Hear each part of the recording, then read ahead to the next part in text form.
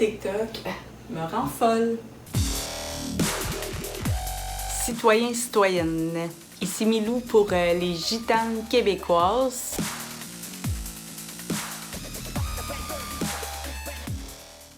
Bienvenue chez les fous.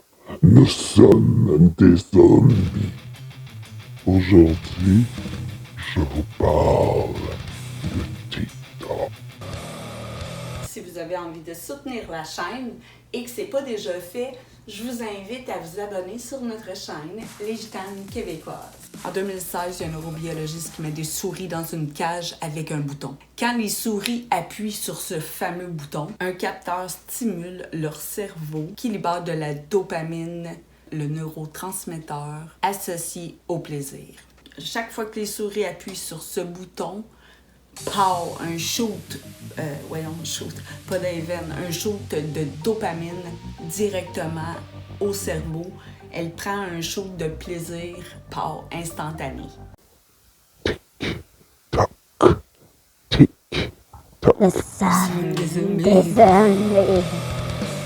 Si certains la surnomment la molécule du plaisir, c'est qu'elle est notamment impliquée dans la survenue de cet état agréable, procuré par la satisfaction d'un besoin, d'un désir ou par l'accomplissement d'une activité gratifiante.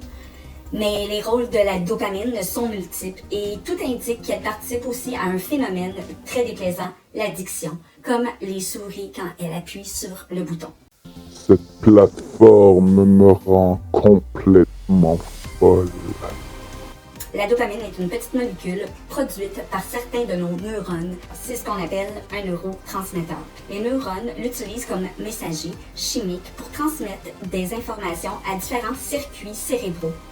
Le cerveau tripe sur cette substance que s'il comprend que manger du chocolat égale plaisir, peut en venir dépendant. Rapidement, les souris deviennent dépendantes de ce fameux bouton-là. Si les scientifiques n'avaient pas libéré les souris de leur cage, elles seraient mortes. Ça vous sonne pas une cloche? On serait pas en quelque sorte ces fameuses souris-là qui appuient sur ce bouton-là? On est dans notre cage avec notre TikTok, on appuie sur le bouton, puis clac, on reçoit notre shoot de dopamine instantanée. C'est le rêve de toutes les entreprises, dont une seule chose repose sur l'attention. 1 milliard d'utilisateurs passent en moyenne 1h30 par jour sur cette application. Chaque réseau social a développé son propre algorithme, un ensemble de règles informatiques qui choisit quel contenu vous montrer en fonction de vos habitudes de consommation. Ils se battent depuis des années pour ça, pour développer le meilleur algorithme possible. Celui qui vous parviendra à identifier le plus précisément possible le contenu que vous avez envie de voir. Puis ça marche sur Facebook, YouTube, Twitter. C'est toutes des plateformes addictives, mais jamais personne n'avait réussi à le faire comme TikTok.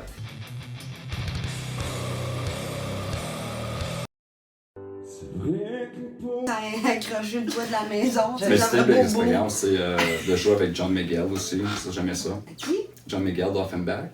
Ah ouais? Ouais. En 2 bouchées de pain moisi, je me sens un peu moisi.